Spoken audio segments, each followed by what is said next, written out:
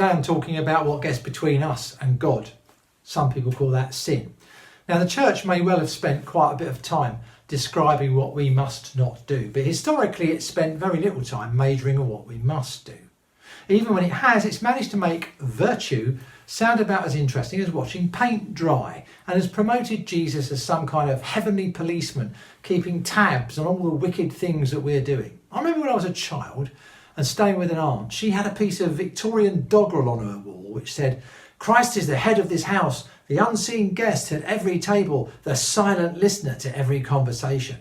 Now, as an impressionable 7-year-old, I spent the next 3 weeks looking under the sofa and out through the hatch into the kitchen, trying to catch Jesus listening in.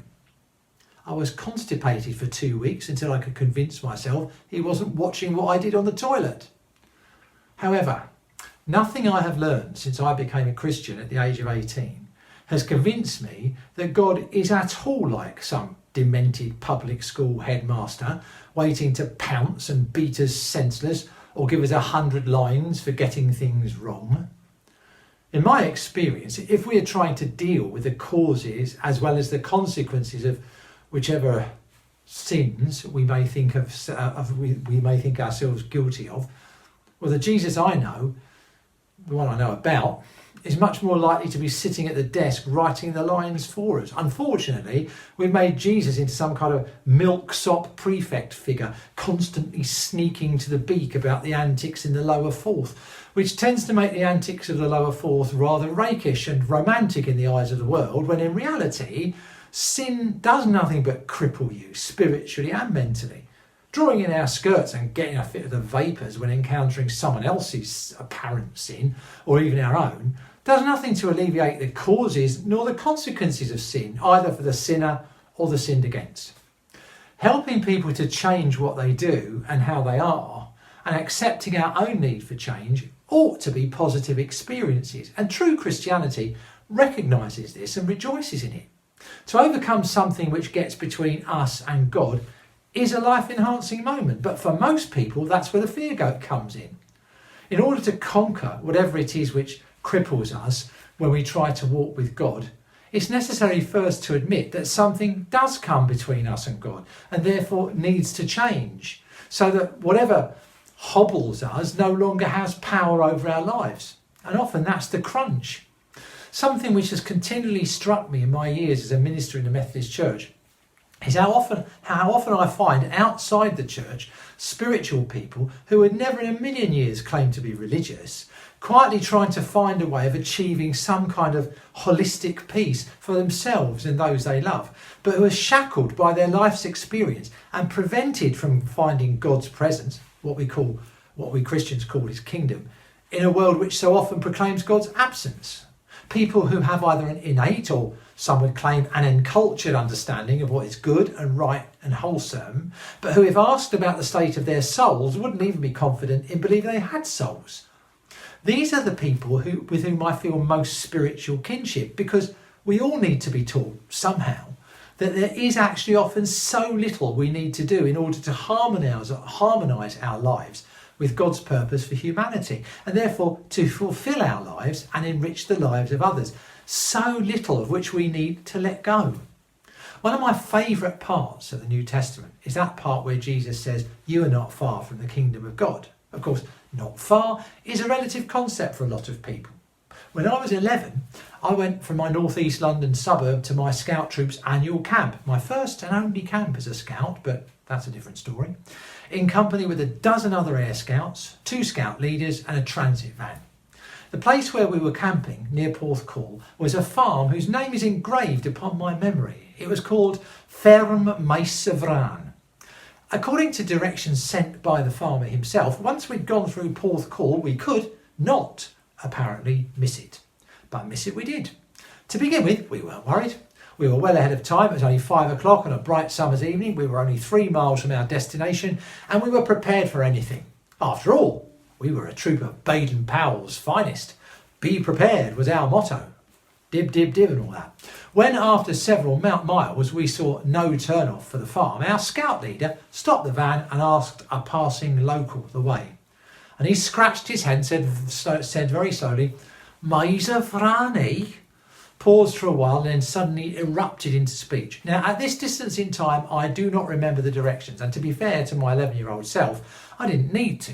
I wasn't either driving or navigating. But I do, however, remember that the word roundabout came into it somewhere, and the phrase not far from here was significant too.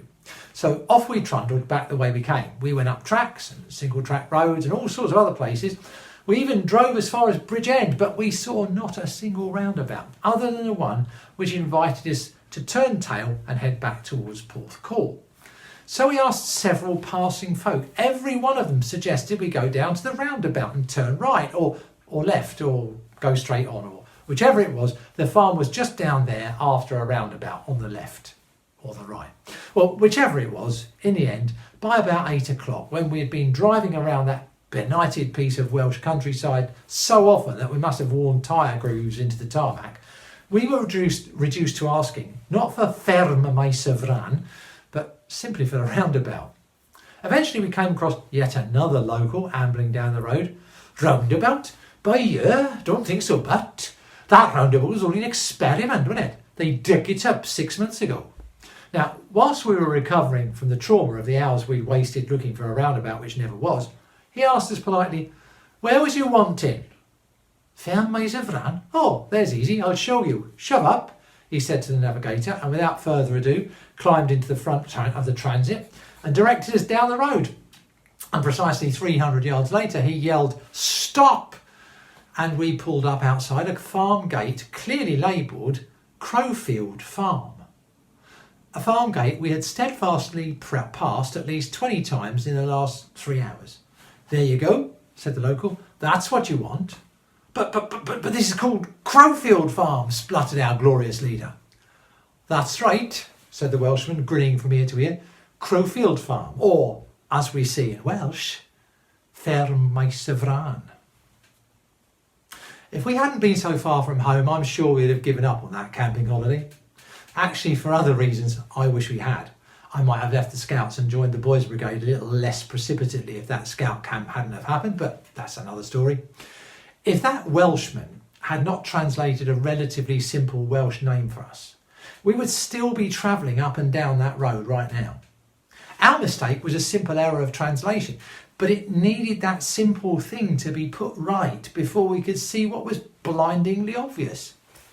Now, in a similar way, there are times when what seems so simple and obvious to those of us who are Christians is so completely alien to those who are just beginning the first tentative steps towards faith that whatever not far from the kingdom of God might mean to a Christian, it certainly feels a long way away to a learner. Simple concepts like trust are very difficult to hold on to in a world where trust is an encumbrance to advancement. Now, Christians do a lot inadvertently to put off the searcher. People certainly need to take stock of their lives as part of the process of discovering God, or allowing God to discover them. There's no doubt that most of us have areas of our lives of which we are ashamed when we first start to learn about God. Even though most people know that, however, they still do not need to be told that every part of the life they've lived up until that point is of no value. So many people who might otherwise be quite happy to hear about God's love and Jesus are completely put off by what they are told by earnest, sincere Christians. They are told their lives are riddled with sin, that everything they do is as filthy rags in the sight of the Lord, and that everything about them is worthless and evil. And none of this accords with what they know about themselves. No one outside of a psychiatric hospital, they would say, feels that bad about themselves, surely? It's a pity. Yes, there are evil people around, and wickedness does often seem to prosper. But not everything and everybody is totally corrupted and twisted by sin. Otherwise, the entire world would see evil as being the standard of being how things ought to be. Instead, we instinctively see evil rather as something which goes against the grain of how life is meant to be. Now, it might just be a little thing, just a small change that's required in order for us to recognise God at work in our lives. We may not be far from the kingdom of God, but we still need to make that step. Too often we're too frightened to make even that little step because we think it'll be too difficult or that we'll go wrong. head off in the wrong direction to a place we've never seen before. But as someone once wrote a long time ago, it's not because things are difficult that we don't do them. It's because we don't do them that they are difficult. My philosophy tutor at Wesley College, Bristol, where he's still alive, would be astonished if he knew I was quoting Seneca.